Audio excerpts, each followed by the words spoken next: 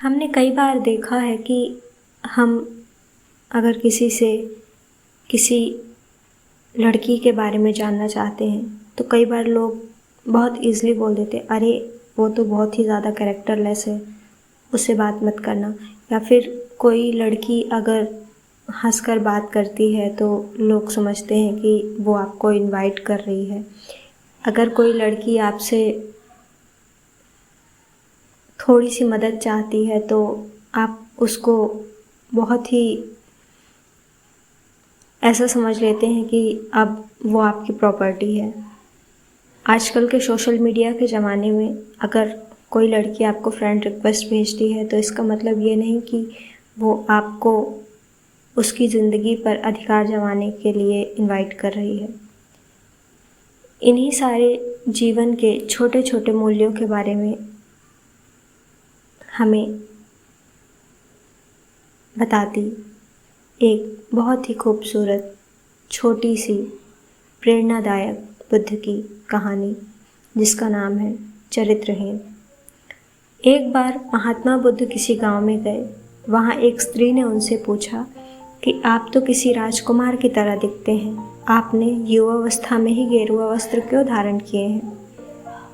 बुद्ध ने उत्तर दिया, मैंने 3 प्रश्नों के हल ढूंढने के लिए संन्यास लिया है। बुद्ध ने कहा, हमारा शरीर युवा है और आकर्षक है, लेकिन यह वृद्ध होगा और बीमार भी होगा और अंत में यह मृत्यु को प्राप्त हो जाएगा। मुझे वृद्धावस्था, बीमारी और मृत्यु के कारण का ज्ञान प्राप्त करना है, इसलिए मैंने युवावस्था में ही ये गेरुए वस्त्र धारण करके संन्यास लिया है। बुद्ध की बात सुनकर स्त्री बहुत प्रभावित हो गई और उसने उन्हें भोजन के लिए आमंत्रित किया।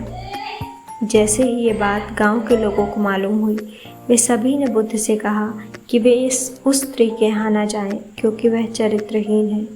बुद्ध ने गांव के सरपंच से पूछा, क्या यह बात सत्य है? सरपंच ने भी गांव के लोगों की बात में सहमति जताई। तब बुद्ध ने सरपंच से एक हाथ पकड़कर कहा, अब ताली बजाकर दिखाओ। इस पर सरपंच ने कहा कि यह असंभव है, एक हाथ से कभी ताली नहीं बज सकती। बुद्ध ने कहा, जिस प्रकार एक हाथ से ताली नहीं बज सकती, ठीक उसी प्रकार कोई स्त्री अकेले ही चरित्रहीन नहीं हो सकती। यदि इस गांव के पुरुष चरित्रहीन नहीं होते तो वह स्त्री भी चरित्रहीन नहीं होती। गांव के सभी पुरुष बुद्ध की ये बात सुनकर शर्मिंदा हो गए।